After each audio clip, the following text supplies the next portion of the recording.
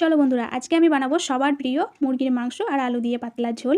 কিভাবে বানাচ্ছি দেখতে থাকো। প্রথমেই আমি এখানে সর্ষের তেল নিয়ে নিলাম, তারপরে আলুগুলোকে দিয়ে দিলাম।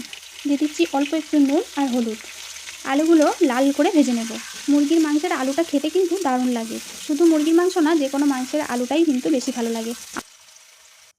ওই তেলের মধ্যে আর কিছুটা তেল দিয়ে দিলাম, তারপরে তেজপাতা আর গরম মশলা ফোড়নে দিয়ে দিলাম। দিয়ে দিচ্ছি কুচি করা পেঁয়াজ। এবার পেঁয়াজটাকে লাল করে নেব। এবারে এর মধ্যে দিয়ে দিচ্ছি আদা রসুন পেস্ট, আর দিয়ে দিচ্ছি টমেটো কুচি, দিয়ে দিচ্ছি গুঁড়ো মশলা, লঙ্কা গুঁড়ো, হলুদ গুঁড়ো, ধনে গুঁড়ো, জিরে গুঁড়ো আর স্বাদ মতো নুন দিয়ে ভালো করে মশলাটাকে কষিয়ে নিচ্ছি। অল্প একটু জল দিয়ে দিলাম যাতে মশলাটা পুড়ে না যায়। একটা কাঁচা লঙ্কাও দিয়ে দিলাম। তারপরে মশলাটা ভালো করে কষিয়ে নেওয়া হয়ে গেছে। এরপরে মাংসটা দিয়ে দিলাম। মাংসটা দিয়ে ভালো করে কষিয়ে নেব।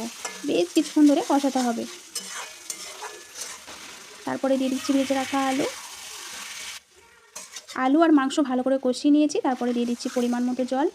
যেহেতু আমি পাতলা ঝোল বানাচ্ছি তাই ঝোলটা একটু বেশি করেই দিয়ে দিলাম। তারপরে এটা আমি ঢেকে দিচ্ছি প্রায় 15-20 মিনিটের জন্য। 20 মিনিট পর চলে এলাম। খুব ভালোভাবে সব কিছু কিন্তু সেদ্ধ হয়ে গেছে। একটা আলু দেখে নিলাম। এবারে এর মধ্যে অল্প একটু গরম মশলা দিয়ে দিলাম। তাহলেই আমার মুরগির মাংস আলু দিয়ে পাতলা ঝোল রেডি হয়ে গেল। এটা খেতে কিন্তু গরম গরম ভাতের সাথে দারুণ লাগে। তাহলে বন্ধুরা, আমি আশা করছি আমার এই রেসিপিটা ভালো লেগেছে। আর যদি ভালো লাগে অবশ্যই টুকুস করে একটা কমেন্ট করে দিয়ে যাবে। তাহলে আজকের মতো চলে যাচ্ছি। দেখা হচ্ছে নেক্সট কোনো একটা ভিডিওর সঙ্গে। টাটা।